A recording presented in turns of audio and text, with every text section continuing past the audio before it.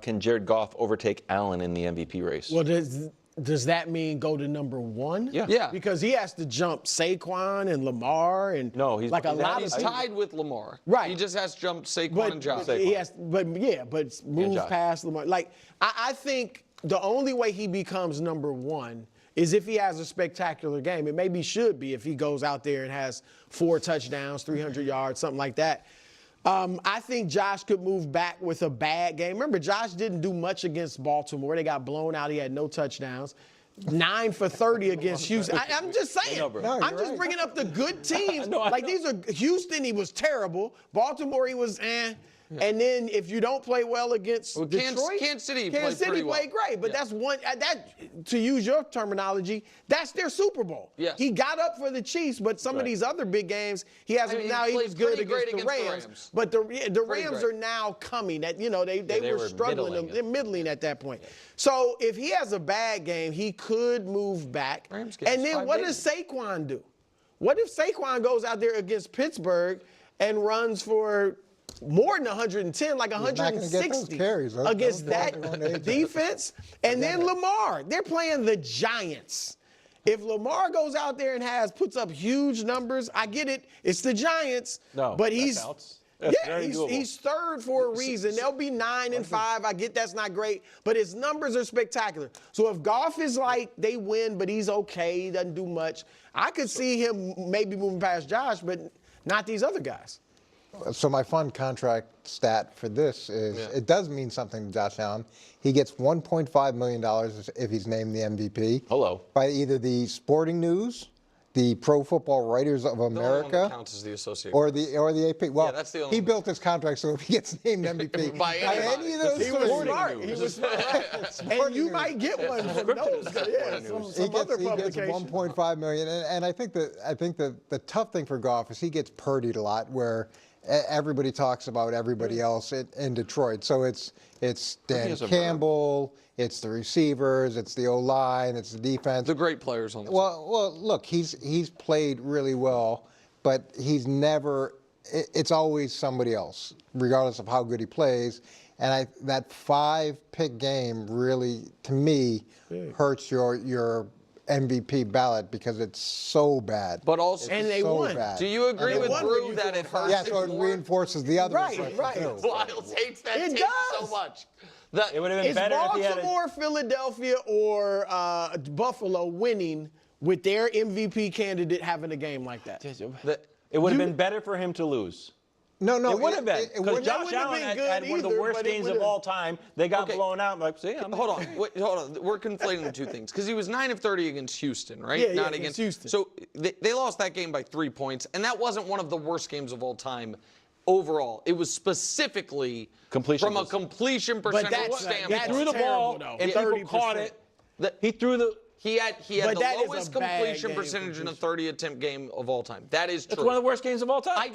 So I disagree with you. 5 but we can. worse I mean, I think they won the game. Well, one guy won the game. It couldn't be that bad. The other guy he threw the ball. He's like, I'm gonna throw the ball to this guy, and it happened the least. Okay. Ever. Let me ask you this. Do you think that was worse than all of the than any Will Levis game? All of the Will Levis games. Will Levis was like concentrated bad. Okay. All right. It was just like one thing that was. Okay. So listen, I don't like how MVP in the NFL is done now.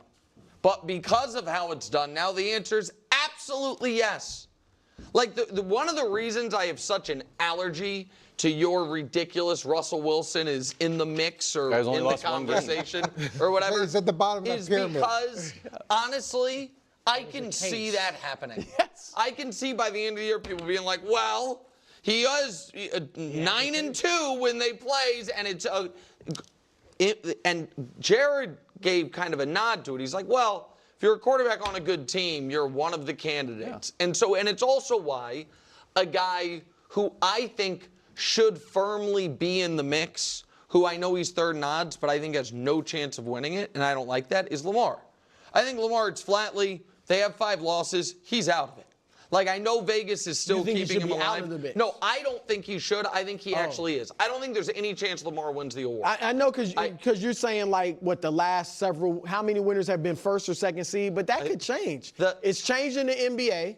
Lower seeds are now winning. Yeah, but I just think it's gaining momentum. I think that it's becoming more of what Wilds wants, which is it's a metaphorical championship belt that if you beat a guy head-to-head, you take it from him, and he's out. I like it. And that's why I think Jared Goff I think on Monday morning, Jared Goff could be the favorite. I truly believe What does he have to do? Because one touchdown, 175 yards is the favorite? No. I think but I don't think he has to have the game Josh Allen had this weekend. No. I think if he has what has been a pretty typical Goff game during this run, over 225 yards and 2 or 3 touchdowns, and they win and get to 13-1, and Josh doesn't have a wow game, maybe Josh does break his turnover streak and has a couple turnovers, they're all of a sudden 10-4, and the point I made earlier, I'll just quickly make again, people will make a case for Lamar that will hurt Josh. Because Lamar's numbers are much better than Josh's numbers. And if one team's 9-5 and the other team's just 10-4, and Lamar beat him 35-10, then I think I don't think that'll necessarily help Lamar as much as it'll hurt Josh. All right. Well, let's talk about this, because I think really this gets boiled down to, it gets boiled down to a few different directions, honestly, because it all depends on who should be the MVP, who we think will be the MVP, how are they voting, what are they considering. And I agree that it shouldn't be this kind of head-to-head, winner takes all, take your belt. I disagree with that. But again, Nick saying that is actually kind of funny because he constantly uses head-to-head matchups as a way to show who you think is the better quarterback. Joe Burrow's record versus this quarterback proves that he's better, and Patrick Mahomes head-to-head versus this quarterback proves that he's the better quarterback. And so the fact that he's now wants to throw that out the window when it comes to the MVP race, well, then why would you use it then to build your argument as to why a quarterback is better than another quarterback? That actually makes no sense. No question about it. There's no way to slice it in a way that makes sense. So we'll just put that aside for now, though. But in terms of my thoughts now moving forward are going to be how I think it's going to unfold from a voting perspective, from a media perspective, and not necessarily who I think it should be or how it should be. This is just strictly based off of how I think this all unfolds from again, the media are the ones who are voting for it.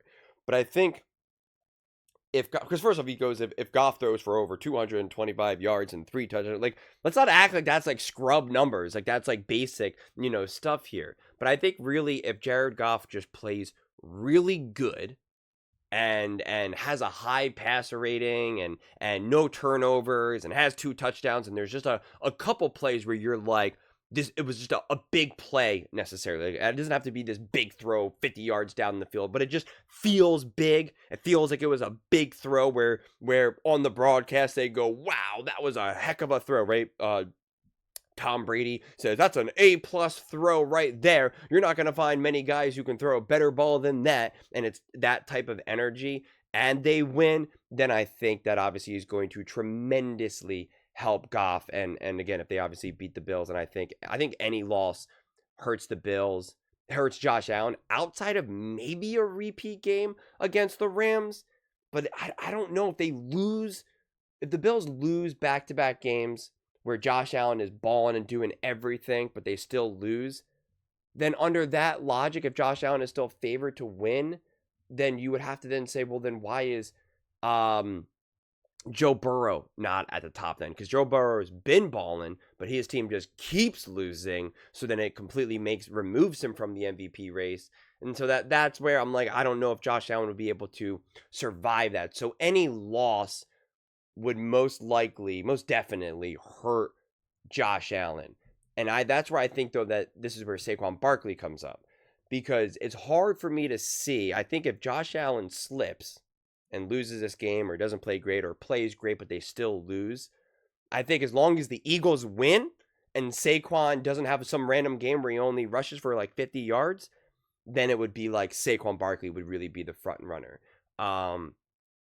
More so, I don't think Lamar Jackson has the chance. I agree with Nick. I don't think he has the chance to somehow win this award. I think just even from a media perspective, people aren't even talking about the Ravens like that right now. They are talking about the Bills, the Lions, and the Eagles. And again, since this is just a thoughts and feelings award, because that's what it is. It's thoughts and feelings. How do I feel? What are my thoughts on this subject? That's how I'm going to vote.